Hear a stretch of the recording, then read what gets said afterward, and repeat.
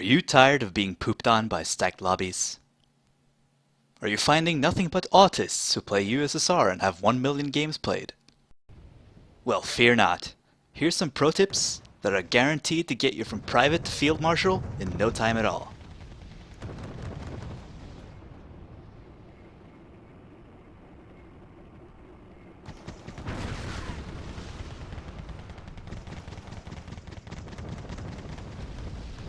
While the clip in the background here is certainly awesome, you should take note of the following things. First off, the BTR is actually gaining veterancy before killing the enemy unit. In fact, there are 3 main ways that units gain veterancy. First, from simply dealing damage. Secondly, from taking damage and suppression. And thirdly, from enemy kills. As you saw in the clip, the BTR went straight to elite after killing that single tank. This is because cheaper units gain veterancy much quicker than more expensive ones. You can see this at its extreme with reservists. You can actually level them up once by simply panicking them and then allowing them to calm down. If live fire exercises aren't your thing, just keep in mind that units gain 1 level when the destroyed points equal to their own value.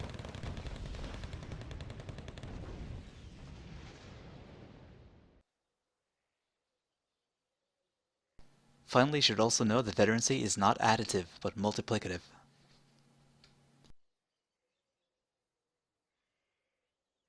If you thought that they just added a flat bonus to the accuracy, you'd be wrong. Actually, the bonus is multiplied to the base accuracy. So if we take this example of an elite T55, the chance to hit goes from 25% to 34%, which means that in total, there's only added a meager 9% chance to hit. Then if we consider an elite M1 IP, the chance goes from 60% to 81.6%, which represents an added 21.6% increase. The thing to take away from this is that crappy units don't benefit at all from veterancy, while good units benefit a lot. If you think that's stupid, Eugene, please fix the next Wargame! Now, if you're tired of losing planes to bad evac directions, it's time you learned to make sure the plane evacs in the right direction every time.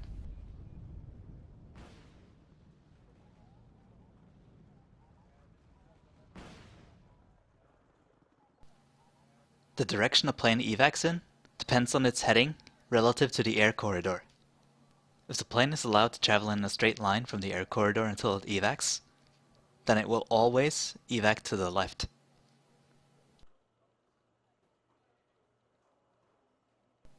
In order to make the plane evac to the right, you have to make sure that turning right is the fastest way to get the plane to face the air corridor.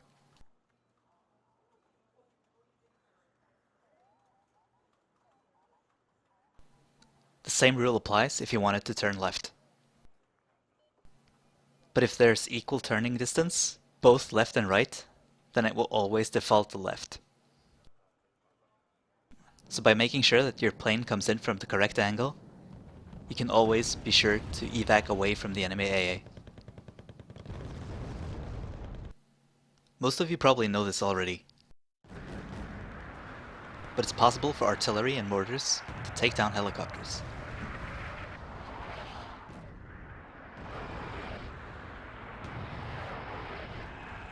And it doesn't seem like this is something Eugen is ever going to change. So if you're not aware, now you are. Just a heads up. So you may have known that, but did you know that tanks can do the same thing? Cheesy or not, it's something you have to be aware that can happen, and that it's something you can use as a last line of defense if all your anti-air is taken out. It's not a problem if your helicopter is at a reasonable distance. Also, if you're moving, it's impossible to get hit by this, just the same as mortars. A quick note about supply trucks. Bigger isn't always necessarily better. Multiple trucks will actually stack their effect, so you can resupply quicker and repair quicker.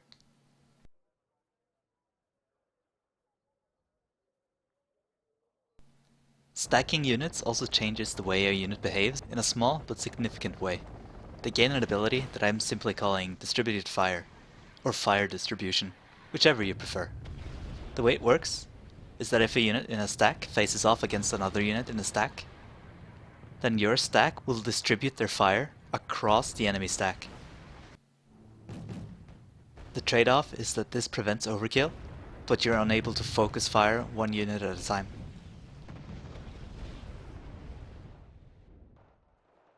The final pro tip is about recon.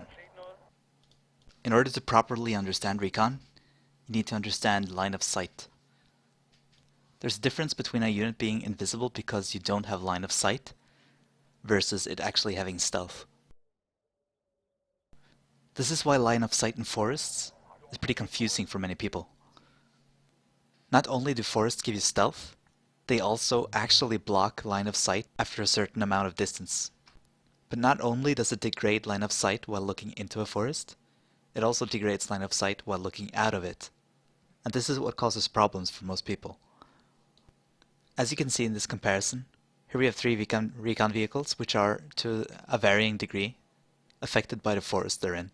How far they are into the forest affects how far they can see out of the forest. And this messes up recon for a lot of people.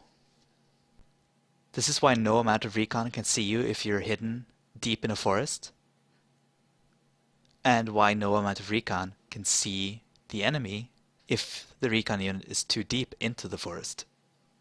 In this clip you can see an exceptional recce unit trying to spot some hidden units in the shrub not too far away. Normally the recce unit should be able to see them, but because the recce unit is too deep into the forest, its maximum line of sight is being degraded by the forest. So while it would be able to see them, it doesn't actually have line of sight. It's as if a building is actually blocking the view. But there is a way around this. By using the target position function, you can check if your unit actually has line of sight to a given area. And if you don't have line of sight, all you need to do is move the recon unit to the very edge of the forest, so that the forest does not degrade your maximum line of sight.